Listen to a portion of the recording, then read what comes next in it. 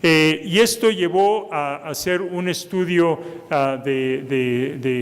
confirmatorio, este estudio IMbark, en donde se utilizaron 2 dosis diferentes del medicamento. Sin embargo, se ha suspendido el reclutamiento a estas drogas, o sea que esto se está reevaluando por toxicidad nuevamente y por efectividad.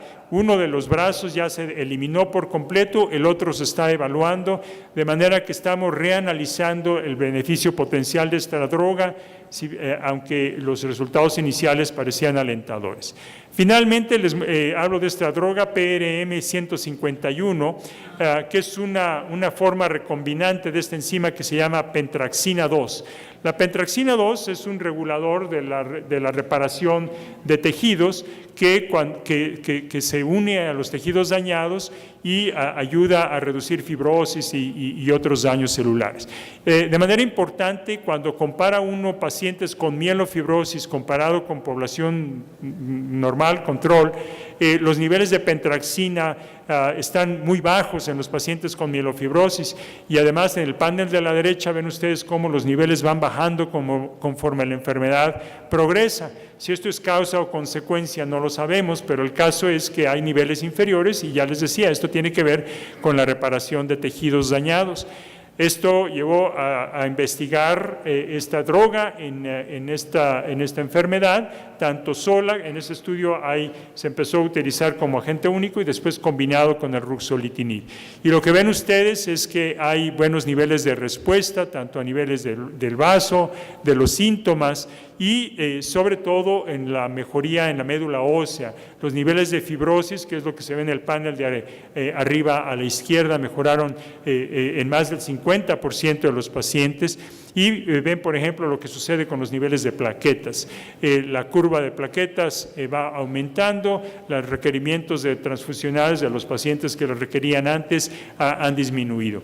Esta droga está muy al principio en su investigación, pero suena bien interesante y vamos a estar oyendo más a futuro, muy bien tolerada. Hasta ahora no ha habido nada de toxicidad preocupante. Así es que, para concluir, ¿qué es lo que sigue con el tratamiento de la mielofibrosis? Bueno, sin duda tenemos que aprender más de cómo manejar estos inhibidores de JAK2, que funcionan, tienen sus aspectos específicos que mejoran, pero para esos aspectos funcionan bien. Podemos tener otros inhibidores, sería ideal tener más de una droga, y sobre todo si pueden una rescatar las fallas de la otra o tienen diferentes perfiles de toxicidad, etcétera. Se pueden combinar con otras drogas. Hasta ahora los estudios preliminares combinando con lenalidomida, con esteroides, no han sido muy alentadores, pero a lo mejor con algunas de esas drogas nuevas. Y la otra es definir mejor desde el punto de vista molecular, no solamente clínico, cuáles son los pacientes que van a poder responder mejor a estas drogas. Y finalmente, obviamente todavía hay algunos pacientes, pocos, pero algunos que progresan a fases más avanzadas y que hay que definir cómo los vamos a manejar, y esto hay mucho menos datos hasta la fecha.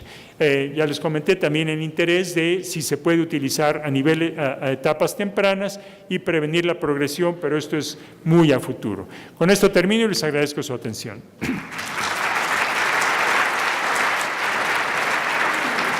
¿Cuál es el papel de trasplante y cuál es el momento en el que se aconseja?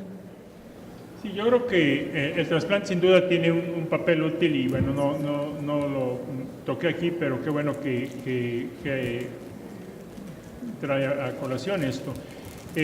Yo creo que los pacientes, sobre todo un paciente joven que tiene una enfermedad de riesgo alto, probablemente incluso una de riesgo intermedio 2, yo creo que eso, y más aún si tiene las características moleculares de más alto riesgo, por ejemplo un triple negativo, esos pacientes se deben considerar para trasplante.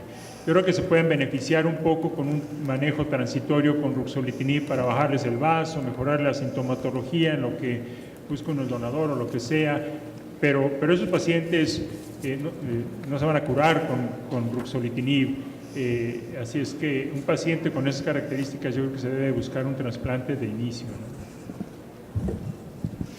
Perdón, abundando un poquito más en ese asunto, sí, yo creo que el trasplante es importantísimo, sobre todo en situaciones como las del país en el que nos encontramos. Es claro que trasplantar a un paciente con mielofibrosis, que es la más rara de todas las en México, es más barato a largo plazo que darle estos fármacos nuevos. Algo similar a lo que ocurre en mieloide crónica, en mieloma, en esclerosis múltiple, etcétera, ¿verdad? Son aspectos que también tiene que tomar en cuenta para tomar decisiones terapéuticas.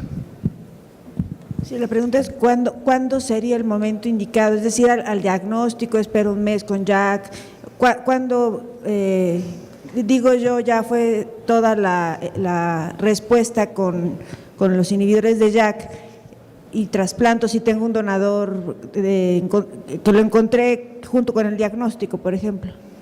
Bueno, y como le comentaba, en el momento de que yo encuentro que este paciente tiene intermedio 2 o riesgo alto, si es eso el momento del diagnóstico, en ese momento, si evoluciona a intermedio 2, si empezó a bajo riesgo, uno los sigue reevaluando con el DIPS famoso, si cruza ese umbral, si desarrolla nuevos criterios que lo llevan a eso, pues ahí hay que considerar. Muchas gracias. En su experiencia, doctor, si el paciente no ha tenido respuesta esplénica, ¿en qué momento vamos a reducir progresivamente, por supuesto, el ruxolitinib hasta suspenderlo o lo continuamos? ¿Cuánto tiempo usted esperaría? Y yo creo que eso es importante. Si bien las respuestas se suelen dar muy rápido, yo creo que hay que darle a un paciente por lo menos un par de meses de tratamiento, 2 o 3 meses, para ver que no haya beneficio. Y por otra parte hay que ver si tiene otros beneficios.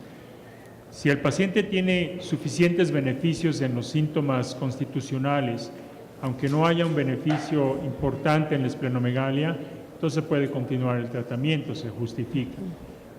Si no hay ninguna de las dos cosas, entonces ya recibió 2 o 3 meses de tratamiento, entonces es momento de considerar la suspensión. Obviamente, vamos a suponer que es un paciente que ni es elegible para trasplante ni nada de eso. No es que tengamos una alternativa mejor, pero bueno, no hay un beneficio y costos y estas cosas, bueno, tampoco se justifica. Muchas gracias. Agradecemos mucho a los expositores.